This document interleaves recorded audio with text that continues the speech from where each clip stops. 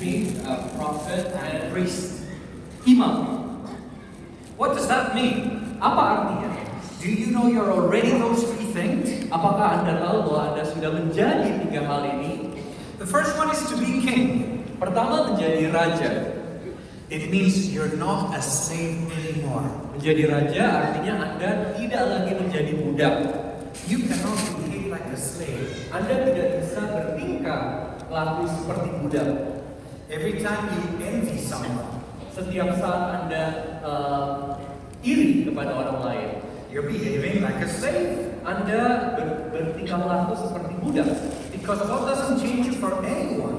Karena Tuhan tidak membuat Anda menjadi lebih baik kalau begitu. Why would you envy? Kenapa Anda iri? Every time you are too worried about what others think of you, Setiap saat Anda terlalu khawatir akan apa yang orang lain katakan tentang Anda, especially that big neighbor that you have. terutama saat tetangga Anda berbicara tentang Anda, You're behaving like a slave. Anda bertingkah laku seperti budak. Because it's not true you depend on what others think of you. Karena tidak benar kalau Anda itu hanya memikirkan apa yang orang lain katakan tentang Anda. So every morning you have to wake up Jadi setiap hari Anda harus bangun tidur and say, Jesus, I am a king. dan mengatakan, Tuhan Yesus, saya adalah Raja.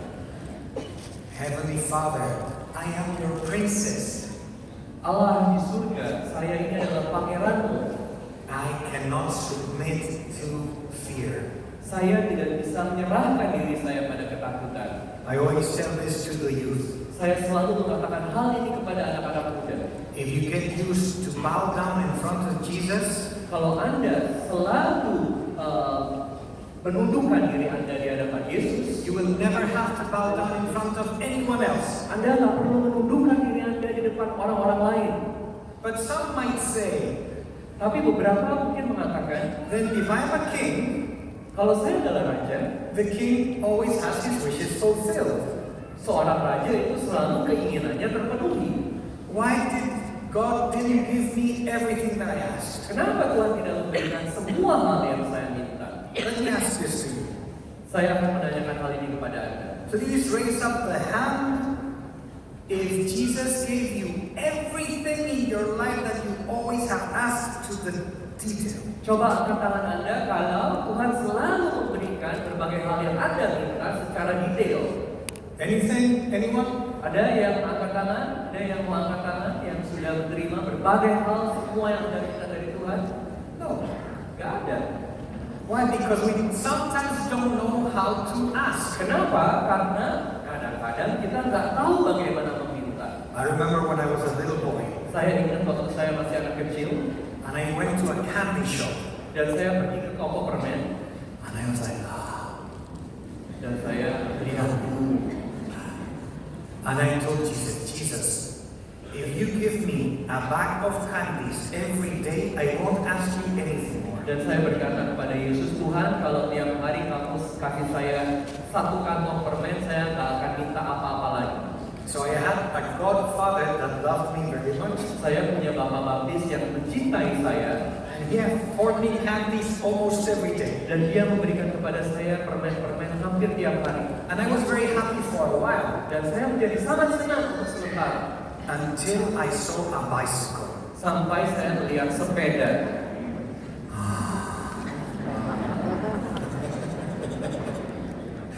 Jesus, sorry. Yesus, maaf Yesus. It's not the candies, it's the bicycle. Nggak usah kasih permen lagi, sekarang kasih sepeda. If you give me a bicycle, I won't ask you anything else in my life. Kalau kamu berikan kepada saya sepeda, saya nggak akan minta apa-apa lagi dalam hidup saya. So one day for my birthday, my parents gave me a bicycle. Jadi satu hari untuk ulang tahun saya, orang tua saya memberikan kepada saya sepeda. And I was the happiest boy in town. Dan saat itu saya adalah anak yang paling bahagia di kota itu. For 2 or 3 years. Hanya untuk 2-3 tahun. Until I saw a motorbike. Sampai saya melihat sebuah sepeda motor. Jesus, no bicycle or motorbike. Tuhan Yesus bukan sepeda, tapi sepeda motor sekarang. I was behaving like a slave. Saya itu bertingkah laku seperti seorang budak. a slave of things that are smaller than me. Budak dari berbagai hal yang lebih kecil daripada saya sendiri. Sometimes when God doesn't give you what you're looking for, Kadang ketika Tuhan tidak memberikan apa yang kita minta, it's because He's making your wish grow. itu karena Dia membuat supaya permohonan kita ini bertumbuh. When your wish grows, your soul expands. Ketika permohonan, keinginan kita bertumbuh, jiwa kita juga berkembang.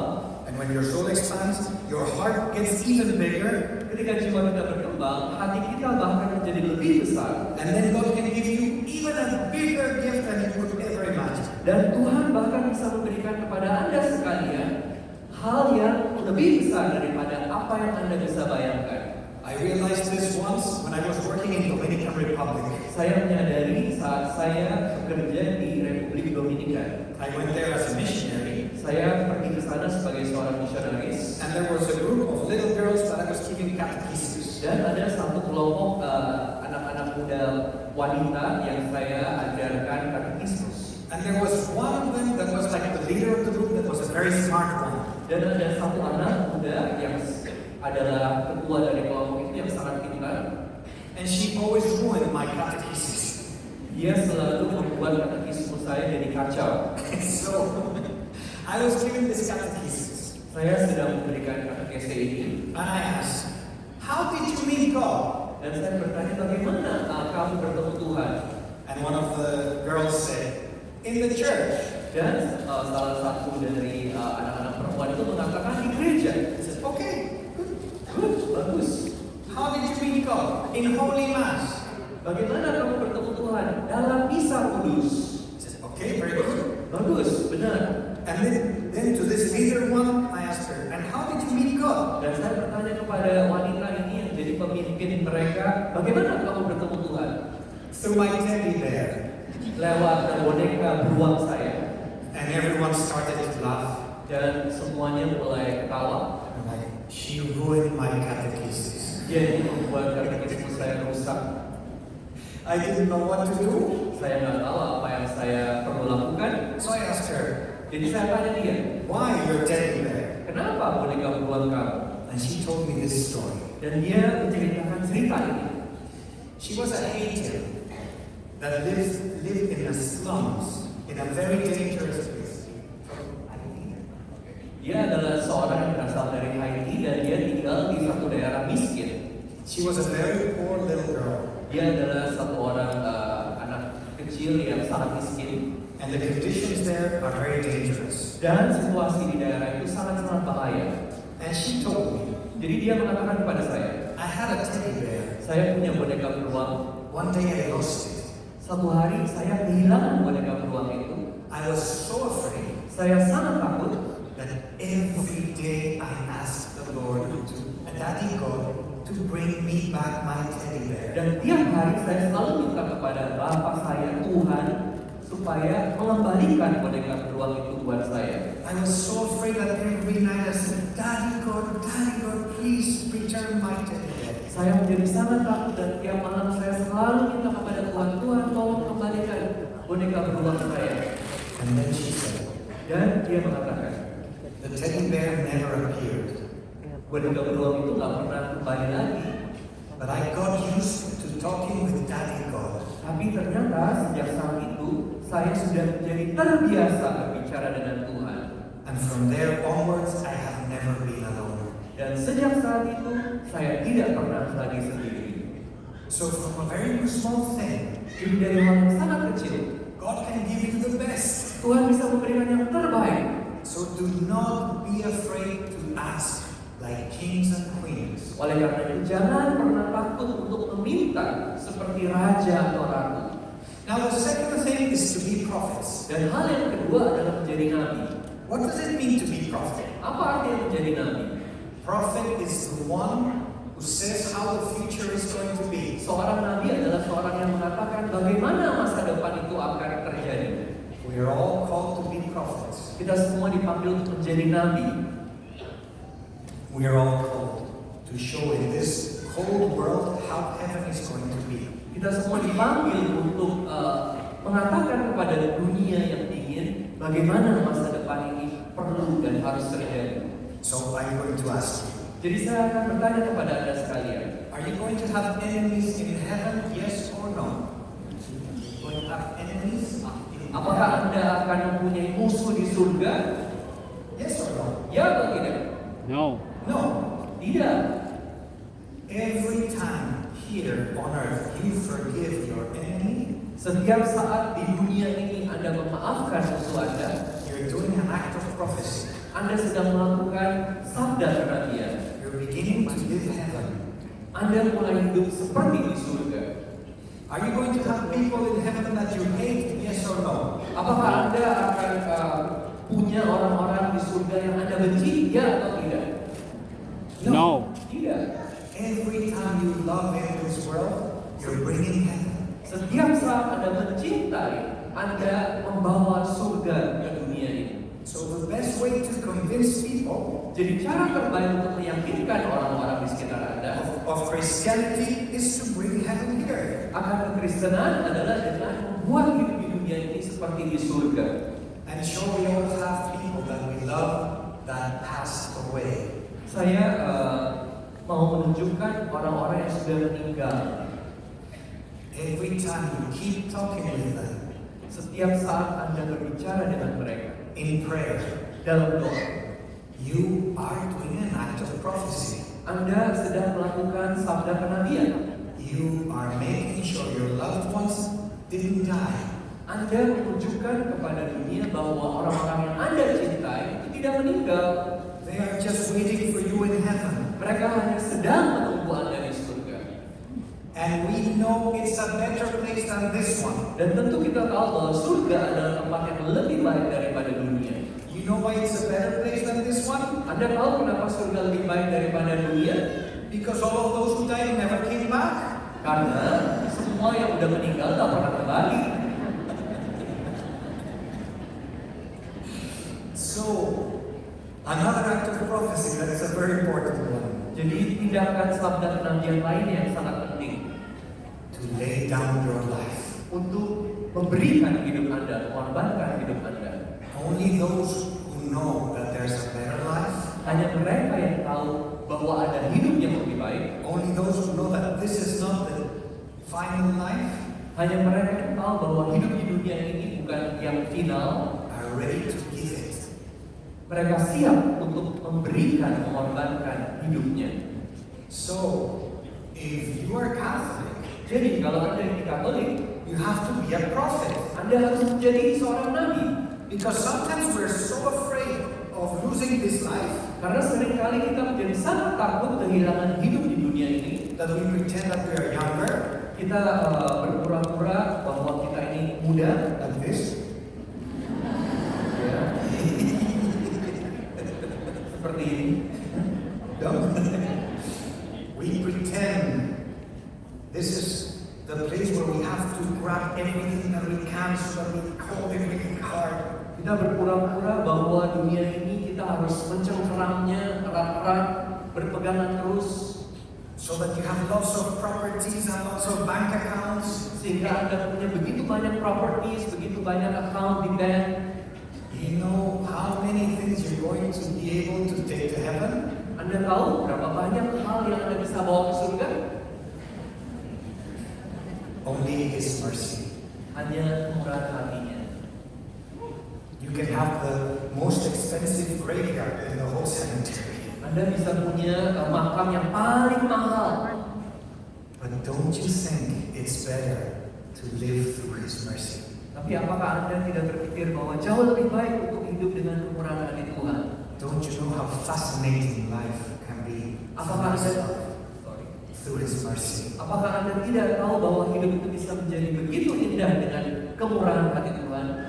Now there's a third one, Sekarang ada yang ketiga, which is a very important one. yang sangat penting. You are called to be priests. Anda sekarang dipanggil untuk menjadi imam. But Father, aren't you two priests? Tapi Romo adalah imam. We are ministerial priests. Kami adalah imam-imam yang melakukan ministry. The priesthood from baptism is called royal priesthood. Keimaman dari pembaptisan disebut keimaman royal kerajaan. Our ministry is to serve your priest. Pelayanan kita adalah untuk melayani panggilan Anda juga sebagai imam. And what is exactly your priesthood? Dan apa artinya kalau Anda dipanggil menjadi imam? So the only high priest is Jesus.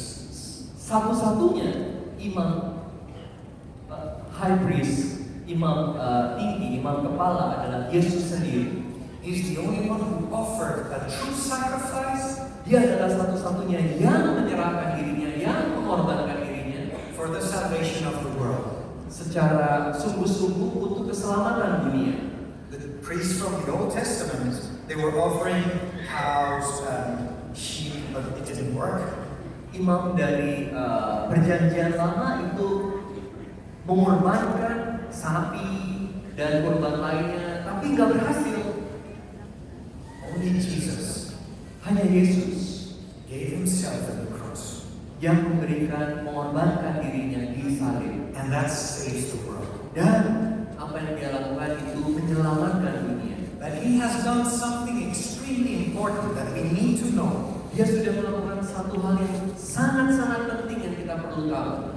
I can link my sufferings to the sufferings of Christ. Saya bisa menghubungkan penderitaan saya dengan penderitaan Yesus sendiri For the salvation of the world. untuk keselamatan dunia. Which means Yang berarti you can turn your suffering into love. Anda bisa mengubah penderitaan Anda menjadi cinta kasih. And it has such a power Dan ini sangat-sangat punya kuasa. that Raniero Cantalamessa, Cardinal Raniero Cantalamessa Ada seorang kardinal Cantalamessa said that mengatakan the sick in the church, those who are disabled, those who have infirmities, mereka yang cacat, yang difabel are the most active members of the church. adalah anggota-anggota yang paling aktif di dalam gereja. Those that supposedly cannot move because of a cancer or a paralysis Mereka yang tidak bisa bergerak karena kanker atau karena sakit, are the ones that are really moving the church. mereka adalah yang paling kuat, punya kuasa untuk menggerakkan gereja. I knew a woman who had a cancer, Saya tahu seorang wanita yang punya kanker, and she called her cancer the elevator.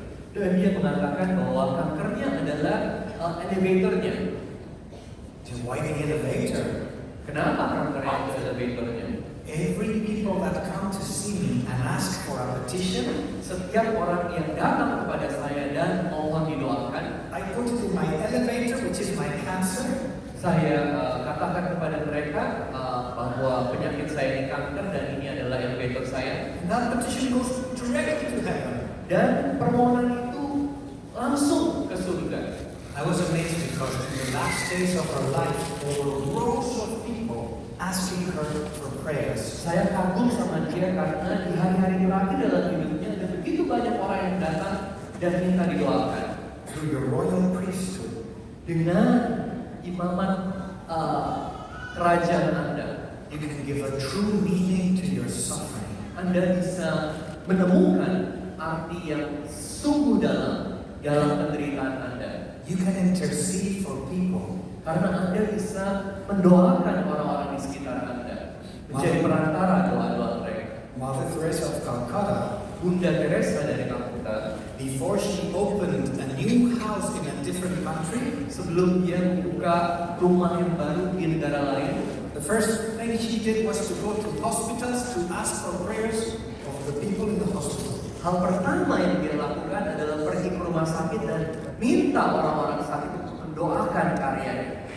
You don't know the extreme power that your prayer, suffering,